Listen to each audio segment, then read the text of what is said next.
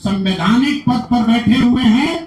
ये देश के संविधान का, देश के विधि विधान का इससे बड़ा अपमान नहीं हो सकता है। मानहानि का नोटिस आधिकारिक तौर पर वापस लीजिए, नहीं तो 7 दिन के अंदर आप पर 500 करोड़ की जो और बेनामी संपत्ति का कागज मेरे पास है उसको भी बिहार की जनता के सामने जारी करेंगे। सरकार से मेरा अनुरोध है कि इनको हत्या के आरोप में, ये हत्या के अभियुक्त हैं, इनको तुरंत पद से बर्खास्त करके गिरफ्तार किया जाए।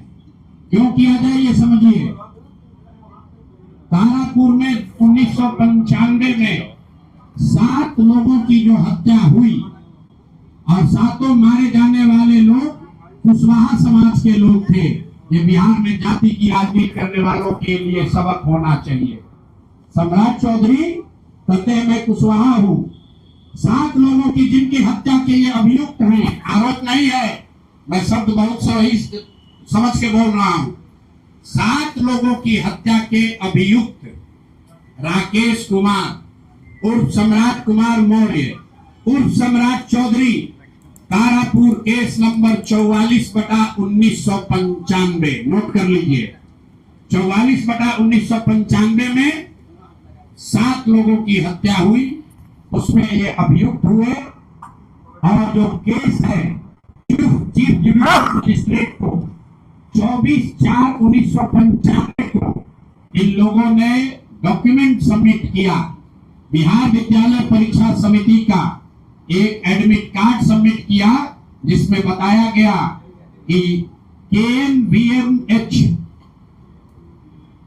सम्राट, ये स्कूल का नाम है, कुमार सर एक स्कूल का नाम है जहां से ये एडमिट कार्ड इशू हुआ है। सम्राट चंद्र मौर्य, पिता का नाम Shakuni Choudhary, date of birth 1/5/81, result number आया 268, कैटेगरी प्राइवेट।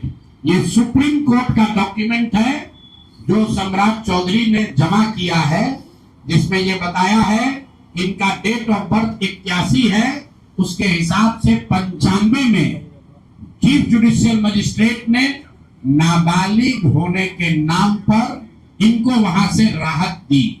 इनको जेल से निकाला गया क्योंकि ये 15 साल के थे और कानूनन 18 साल से कम उम्र के बच्चे को अभियुक्त के तौर पर जेल पर नहीं रखा जा सकता। अब ये बात तो पब्लिक की जानकारी में है। अब मैं क्यों कह रहा हूं कि इनको आज अरेस्ट करना चाहिए, क्योंकि 2020 का जो सम्राट चौधरी ने अपना इलेक्शन एफिडेविट दिया है, इसमें अपना उम्र इन्होंने बताया है 51 साल। ये सम्राट चौधरी का इलेक्शन एफिडेविट है।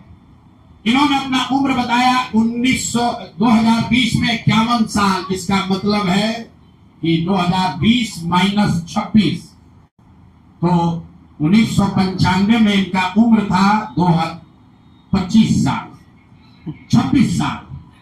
तो 26 साल के उम्र के आदमी को कोर्ट ने गलती से गलत सर्टिफिकेट के आधार पर नाबालिग होने के नाम पर अभियुक्त होने के बावजूद, ध्यान दीजिए, अभियुक्त होने के बावजूद इनको जेल से बरी कर दिया गया था। ये 15 साल के हैं, जबकि इनका अपना डॉक्यूमेंट बता रहा है कि उस समय 26 साल के थे। तो 26 साल के उम्र के आदमी पर अगर 6 लोगों की हत्या का आरोप है, तो जब तक कोर्ट से वो फ्री नहीं होते हैं तब तक उनको जेल में होना चाहिए। और ये आदमी यहाँ का उप मुख्यमंत्री बनकर बैठा हुआ है। तो मैं यहाँ के मुख्यमंत्री से और बिहार के माननीय राज्यपाल से ये अनुरोध कर रहा हूं कि हत्या का आरोपी, हत्या का अभियुक्त सम्राट चौधरी, राकेश कुमार उर्फ सम्राट चौधरी उर्फ सम्राट कुमार मौर्य आज संवैधानिक पद पर बैठे हुए हैं। ये देश के संविधान का, देश के विधि विधान का इससे बड़ा अपमान नहीं हो सकता है कि जिस व्यक्ति को जेल में होना चाहिए वो आदमी यहाँ का उप मुख्यमंत्री बना हुआ है। तो मुख्यमंत्री नीतीश कुमार सीधे इस पर कार्रवाई करें, नहीं करेंगे तो कल परसों में हम लोग राज्यपाल के पास डेलीगेशन लेकर जाएंगे, सिर्फ बर्खास्तगी के लिए नहीं, सम्राट चौधरी के गिरफ्तारी के लिए। पूरा समझिए, मैं कैमरे पर कह रहा हूं, सम्राट चौधरी हत्या के अभियुक्त है, जेल से फर्जी डॉक्यूमेंट निकाल कर बाहर निकले हैं। या तो इनको बर्खास्त करके गिरफ्तार कीजिए, और नहीं तो देश में जितने लोग हत्या किए हैं उनको भी जेल से छोड़ दीजिए। ये हालात है, ये डॉक्यूमेंट है आपके सामने। ये सम्राट चौधरी का इलेक्शन एफिडेविट है, जिसमें 2020 में उन्होंने अपने आप को 51 साल का बताया है। उसके मुताबिक 1995 में वो 26 साल के थे, और कोर्ट में इस आधार पर इनको बरी किया गया है कि ये 15 साल के बालक हैं। तो ये बता दें कि ये हत्या के आरोपी हैं। इन्होंने जो सर्टिफिकेट दिया है वो ठीक है कि नहीं है। बाकी ये भाई साहब जो घोटाला किए हैं अपने डिग्री उग्री में, तो बहुत छोटी बात है। आज की प्रेस कॉन्फ्रेंस सीधी मांग कर रहा, हम लोग मांग कर रहे हैं, सम्राट चौधरी को हत्या के अभियुक्त है, 6 हत्या के अभियुक्त है, उनको गिरफ्तार कीजिए। नहीं तो बिहार में जितने लोग पर अभियुक्त जिनको बनाया गया उनको सबको छोड़िए। इस देश में अलग अलग कानून नहीं हो सकता है। और ये गृह मंत्री के साथ घूम रहे हैं। मोदी जी को हम लोग कल पत्र लिखेंगे कि आपके पार्टी का नेता, जितने लोग भाजपा के समर्थक हैं, भाजपा के जितने लोग नेता हैं, कार्यकर्ता हैं, वोटर हैं, आपके जरिए से सबको बता रहा हूं, मेरे भाई, एक बार अपने दिल पर हाथ रखकर सोचो, जिस व्यक्ति पर 6 लोगों की हत्या का आरोप है, जो व्यक्ति 6 लोगों की हत्या का अभियुक्त है, उसको तुम अपना नेता बनाकर बिहार का मुख्यमंत्री बनाए हो, और तुम अपराध की बात करते हो, तुम जंगल राज की बात करते हो। तो सम्राट चौधरी को अभी के अभी पद से इस्तीफा देकर पुलिस को अरेस्ट करना चाहिए। और अगर पुलिस अरेस्ट नहीं करती है तो हम लोग कोर्ट में मूव करेंगे, कोर्ट के संज्ञान में बात को लाएंगे कि साहब ये बताइए कि कैसे आपने इनको बेल दिया है, कैसे इनको आप समाज में बाहर रहने की अनुमति दे रहे हैं। और सम्राट चौधरी की अंतिम बात इनके अपराध की गाथा की, सिर्फ हत्या के अभियुक्त नहीं है। बिहार में पुरानी पत्रकारिता करने वाले लोग, आपने शिल्पी गौतम के रेप और हत्याकांड की कहानी सुनी होगी। आपने सुना होगा कि लालू जी के जंगल राज का जब चरम सीमा था, जितनी यहाँ माताएं बहने हैं, जो पढ़े लिखे लोग, समझदार लोग हैं, स्वच्छ छवि वाले बिहार में रहने वाले लोग हैं, याद कर लीजिए शिल्पी गौतम रेप और मर्डर केस, जिसमें एक डॉक्टर के लड़के को और शिल्पी गौतम के साथ ऐसा आरोप लगा था कि उनके साथ सामूहिक बलात्कार और उसके बाद उनकी हत्या कर दी गई थी। साधु यादव पर उसका आरोप लगा था, बड़ी हंगामा हुआ, सीबीआई में केस गया। मैं आपके माध्यम से आज पूछ रहा हूं कि क्या अभी के उप मुख्यमंत्री सम्राट चौधरी उर्फ राकेश कुमार उर्फ सम्राट कुमार मौर्य उस केस में संदिग्ध अभियुक्त के तौर पर नामजद थे या नहीं थे, ये प्रेस में वो बता दें, उसके बाद हम उसका डॉक्यूमेंट आपको जारी करेंगे। इनका सीबीआई ने इनको अभियुक्त के तौर पर इनकी जांच की थी कि नहीं, उस मुकदमा में इनको नामजद संदिग्ध बनाया गया था कि नहीं, ये सीधा आपको बता रहे हैं। ये आए और ये पूरा केस तब के भाजपा के नेता सुशील कुमार मोदी जी ने उठाया था, और तब सम्राट चौधरी यही साधु यादव और राजद के गैंग के हिस्सा थे। और अब वो बता दे, हम इतना ही बोल रहे हैं, अभी से भी गांधी जी ने कहा है गलती हो गई तो आकर माफी मांग लो, आकर बताइए कि उस केस में आप अभियुक्त के तौर पर आपको सीबीआई ने आपकी जांच की थी कि नहीं की थी, आपके सैंपल टेस्ट लिए गए थे कि नहीं लिए गए थे, आपके उस घटना में क्या संलिप्तता है नहीं है, ये बताइए। उस केस में आपको बता देते हैं, लालू जी का प्रभाव था, साधु यादव को बचाने के लिए केस को बंद कर दिया गया, लेकिन वो केस खत्म नहीं हुआ। पटना के एक एक आदमी को याद है वो घटना। तो अब राकेश कुमार बताएं, आज के सम्राट चौधरी बताएं कि उस केस में इनकी भूमिका क्या थी, उसमें ये नामजद थे कि नहीं थे, और थे तो इन्होंने इसको डिस्क्लोज क्यों नहीं किया। अब आज का घोषणा खत्म। मैंने अपनी बात बताई कि हमारे पास पैसा कहां से आया, कितना किसने दिया, कितना टैक्स भरा और जो पैसा बचा उसका मैंने क्या किया। दूसरी बात मैंने अशोक चौधरी को बताया।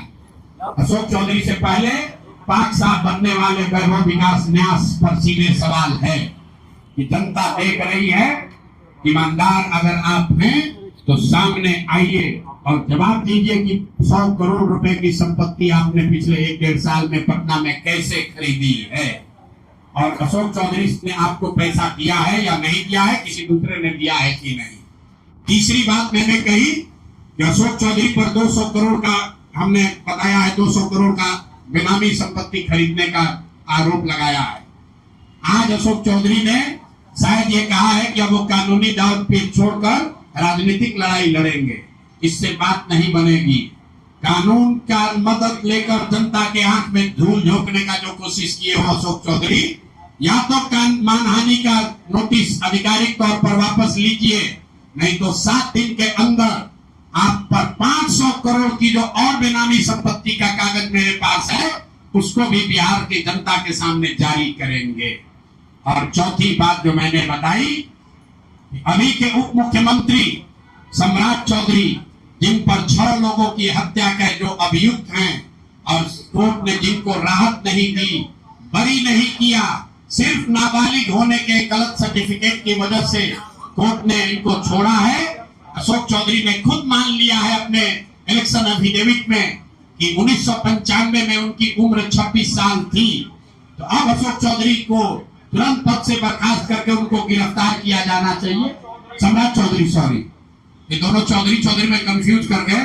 सम्राट चौधरी उप मुख्यमंत्री को जो हत्या के अभियुक्त है, इनको पद से सिर्फ इस्तीफा नहीं देना है, इनको पुलिस अगर गिरफ्तार नहीं करती है तो जन सुराज कोर्ट में मूव करेगा। कल हम लोग गवर्नर से टाइम लेंगे। और अंतिम बात जो मैंने कहा कि अगर इससे भी बात नहीं बनती है, इनका आपराधिक चरित्र खुलकर नहीं आपको दिखता है, तो शिल्पी गौतम हत्याकांड में अपनी भूमिका पर आकर प्रेस में बता दें कि ये उसमें एक संदिग्ध अभियुक्त के तौर पर सीबीआई ने इनकी जांच करी थी कि नहीं करी थी। अगर ये कहते हैं नहीं की थी तो हम आपको डॉक्यूमेंट जारी करेंगे, सीबीआई के डॉक्यूमेंट, कि इनकी स्थिति उसमें क्या थी। अब मेरा बात खत्म हुआ, अब आपको जो सवाल करना है वो कर लीजिए। सर, आरजेडी कांग्रेस की चुप्पी क्या कहती है सर इस केस में? आरजेडी कांग्रेस की चुप्पी ये कहती है कि चोर चोर मौसेरे भाई, ये हमाम में सब नंगे हैं। दिलीप जायसवाल ने मेडिकल कॉलेज का कब्जा आरजेडी के तब के सीमांचल के बड़े बाहुबली नेता की मदद से किया और अपने लूट के उस खजाने से आरजेडी के खजाने में भी दान पत्र में भरा। तभी तो रवि देवी खड़े होकर कहती है कि दिलीप जायसवाल जी तो हमारे मुंह बोले भाई हैं। तो जितने लोग राजद को, लालटेन को वोट देते हैं, देख लो भाई, ये एक और कहते हैं कि हम भाजपा से लड़ रहे हैं और एक और भाजपा के नेताओं के साथ मिलकर सिखों का कॉलेज कब्जा किया है, उससे पैसा तसील रहा है, उसके कॉलेज से अपने बच्चों का गलत मेडिकल का डिग्री दिलवा रहा है। कांग्रेस का कोई महत्व नहीं है। कांग्रेस पर इतना भ्रष्टाचार का आरोप है कि भ्रष्टाचार का नाम सुन के डर के भागता है, सोचता है भ्रष्टाचार को कुछ बोलेंगे तो लोग तो पूछ लेगा कि तुम भी तो नेशनल हेराल्ड में घोटाला किए हो, तुम भी तो 2 लाख करोड़ का घोटाला किए थे। अगर कांग्रेस वाले बिहार में 70,000 करोड़ के सीएजी का बात करेंगे तो सामने वाला भाजपा वाला कहेगा 2 लाख करोड़ आपका भी तो चोरी का इल्जाम था। लेकिन धन सुराज और प्रशांत किशोर पर आप चोरी का इल्जाम नहीं लगा सकते हैं। और आगे कोई कंफ्यूजन न करे, इसीलिए आगे कोई बात कहने से पहले हमने अपना अकाउंट जारी कर दिया 241 करोड़ के इनकम का, उस इनकम पर भरे हुए जीएसटी का, उस पर दिए इनकम टैक्स का, और उसके बाद जो 98-98.5 करोड़ डोनेट किया पार्टी को उसका। अगर कोई गलती हो तो फांसी पर चढ़ा देना, लेकिन अपने बराबरी में खड़ा मत करो। तुम चोर हो, तुम बिहार को लूटने का षड्यंत्र कर रहे हो। तुम्हारे जीवन का उद्देश्य बिहार को लूटना है, मेरे जीवन का उद्देश्य बिहार को बनाना है। दोनों में फर्क है। प्रेस कॉन्फ्रेंस में कहा है कि हम भी सूची बना रहे हैं भ्रष्ट नेताओं का, जो हम भी पोल खोलेंगे। तेजस्वी यादव अगर सूची बनाएंगे तो सबसे पहले तो अपने दोनों मामा का नाम लिखना पड़ेगा, साधु यादव, सुभाष यादव। उसके बाद अपने माता पिताजी का नाम लिखना पड़ेगा। चारा चोरी के मामले में लैंड फॉर जॉब में जाने कितने लोगों का जमीन लिखवा लिए उसके मामले में। उसके बाद तेजस्वी यादव का वो अपने उन जिला के राजद के बाहुबली नेताओं का नाम लिखना पड़ेगा जिन्होंने अपराध, अपहरण, जमीन रंगदारी, हत्या के आधार पर अपना साम्राज्य खड़ा किया है। तो पहले इनका नाम जारी करेंगे। वर्तमान सरकार की बात कर रहे हैं। ये सब सरकारी में तो है। अभी तेजस्वी यादव भी तो सरकार में थे 2 साल से पहले। सरकार और विपक्ष दोनों पर कानून, वो पैसा नहीं लेते हैं। उनका विधायक पैसा नहीं लेता है, सैलरी नहीं लेता है, उनके विधायक को घर नहीं मिला है। तेजस्वी यादव को जेल प्लस सिक्योरिटी मिली, उसका पैसा कौन भर रहा है? बिहार की जनता भर रही है। तेजस्वी यादव जिस घर में रहते हैं उसका किराया कौन देता है? बिहार की जनता देती है। राजद का, कांग्रेस का जो विधायक है उसका महीना का पैसा कौन देता है? बिहार की जनता देती है। बिहार के जनता से भत्ता ले रहे हो, सैलरी ले रहे हो, तो तुम चोरी करोगे तो तू उसका जारी नहीं होगा। हम क्यों नहीं बोल रहे हैं राजद पर? क्योंकि ये तो जाने हुए चोर है। पूरा बिहार जानता है ये चोर है। इस चोर को चोर करने का क्या फायदा? जो चोर है उसको बिहार की जनता ने सिर्फ जाना नहीं, सत्ता से उखाड़ कर फेंक दिया। 2005 के बाद सत्ता के इर्द गिर्द भी आने नहीं दिया। ये बिहार की जनता की समझदारी है। लेकिन उनको चोर बताकर जो लोग सत्ता में आए, जिन पर जनता ने भरोसा किया, वो कितने बड़े अपराधी हैं। उन पर भी हत्या, अपहरण, लूट का वही संगीन अपराध का इल्जाम है जो राजद के नेताओं पर था। इसीलिए तो प्रशांत किशोर और जनसुराज की जरूरत है। ये हमाम में सब नंगे हैं और बिहार की जनता देख रही है, पीछे हटने वाले नहीं है। चाहे कुछ भी परिणाम हो जाए, इनको जीना इनका हराम कर देंगे। जनता इनको, इनके नेता, इनके पार्टी इनको बर्खास्त करेगी। अगर वो नहीं करेंगे तो जनता इनको बर्खास्त करेगी। अगर वो भी नहीं करेगा तो कोर्ट में जाएंगे। इनको लड़ाते लड़ाते जब तक इंसाफ नहीं होगा छोड़ेंगे नहीं। अशोक चौधरी के प्रॉपर्टी की आप बात कर रहे हैं। अशोक चौधरी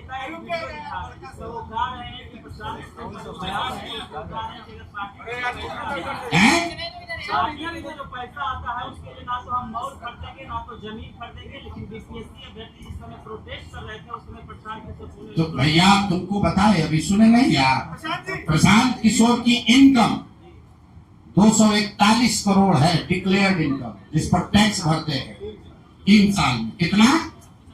241 करोड़।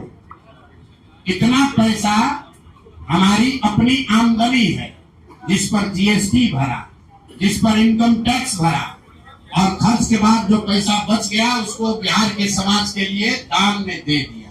98 करोड़ 50 लाख रुपया जाकर देख। और ये हम नहीं कह रहे हैं, भारत सरकार के इनकम टैक्स में फाइल है, जाकर चेक कर लीजिएगा और आपको भी दे देंगे, आप भी देख लीजिएगा।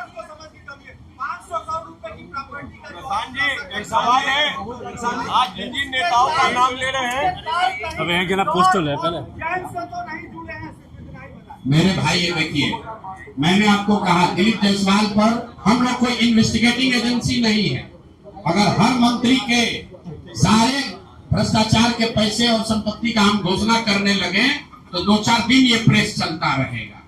हमने दिलीप जायसवाल को बताया कि आदमी अपराधी है, भ्रष्टाचारी है। उसके बाद वो आदमी सरेंडर कर गया, मूर्छित हो गया। बिहार की जनता ने मान लिया भाई ये गलती मान रहा है, तो उसको हमने छोड़ दिया। छोड़ा सिर्फ नवंबर तक है। कल जब व्यवस्था बनेगी तो उन पर ट्रायल चलेगा, कॉलेज वापस लिया जाएगा और उन्होंने जो गलती की है उस पर सजा होगी। सुनिए 1 मिनट। अब अशोक चौधरी पर कहा गया 200 करोड़ की बेनामी संपत्ति का। अशोक चौधरी का 200 करोड़ रुपया थोड़ी ना है, वो तो सैकड़ों करोड़ रुपया और कमाए।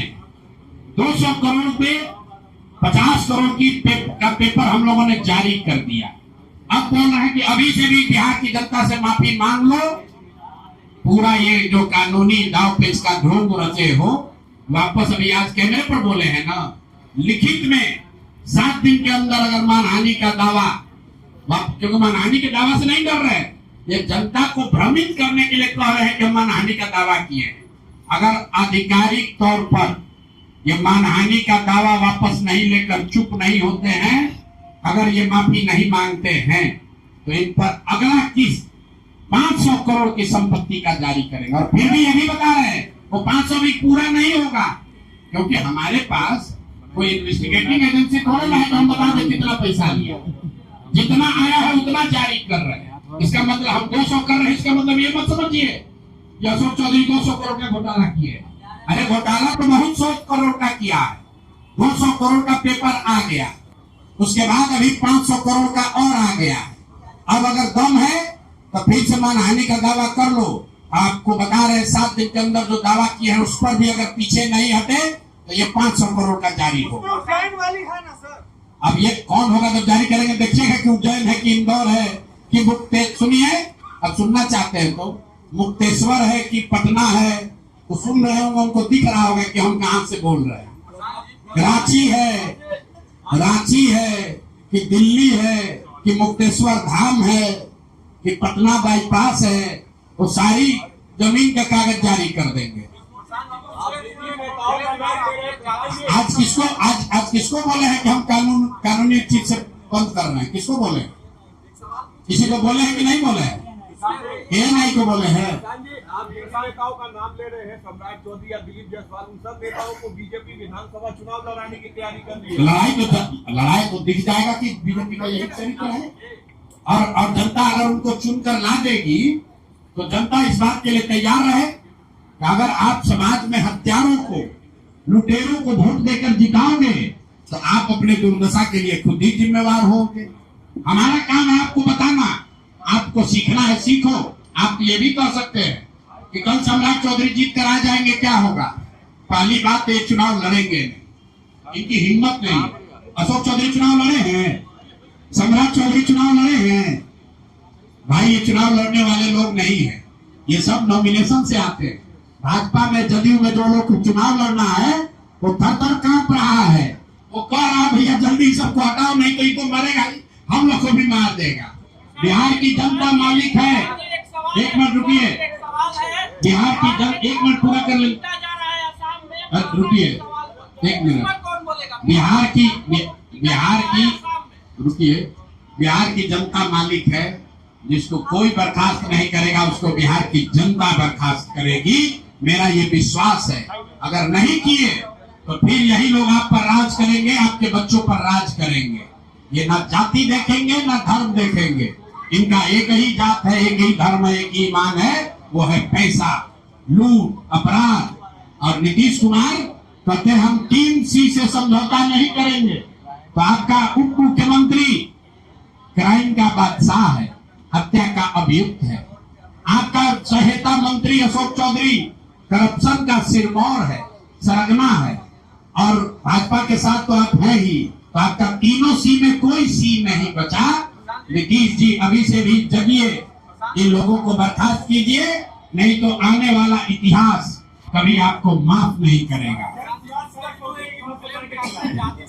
उतरे हुए हैं भाई, जब स्वराज उतरा हुआ है, अब कैसे सड़क पर उतरा जाता है? 3 वर्ष से अपना घर परिवार सुख सुविधा छोड़कर सड़क पर ही रहते हैं, सड़क पर ही चलते हैं, सड़क पर ही जीवन बिता रहे हैं।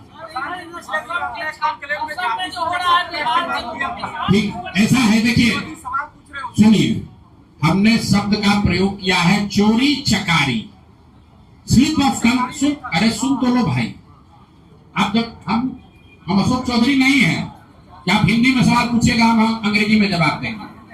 गलती हो आपने तो नहीं कहा था आज कि आप अपना अकाउंट दीजिए, हम आकर खुद दे रहे हैं। शब्द है चोरी चकारी, गलती से स्लिप ऑफ टंग से चोरी चमारी निकल गया, उसके लिए गलती हो गई, बात खत्म हो गई। हमारा कोई इंटेंट नहीं है। अरे फिर वही बात यार, केस से हमको डराओगे आप? केस से हमको आप डराइएगा? अभी एगो मंत्री किए थे ना केस, डर के मारे आज क्या कर रहे हैं भैया, केस मुकदमा बंद कर रहे हैं। केस हमको कोई नेता कहा था ना, प्रशांत किशोर को जेल भिजवाए बगैर मानेंगे नहीं, तेल चोर जेल भिजवा दिया हमको।